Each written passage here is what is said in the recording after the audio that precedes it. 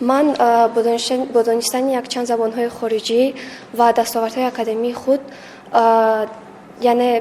سزاوار استیپендیای پرزیدنتی درخشندگان گشتم. من زبان‌های با مانند انگلیسی، اسپانی، روسی، تاجیکی را و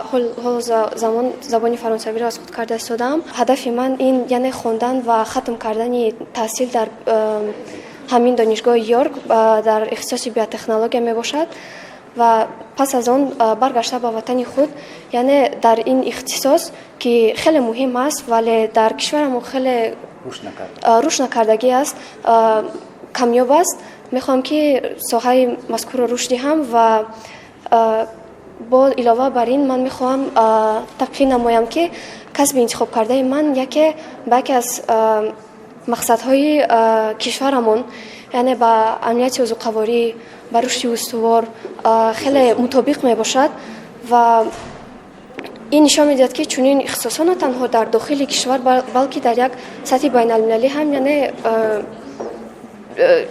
اهمیتی بزرگ دارند و این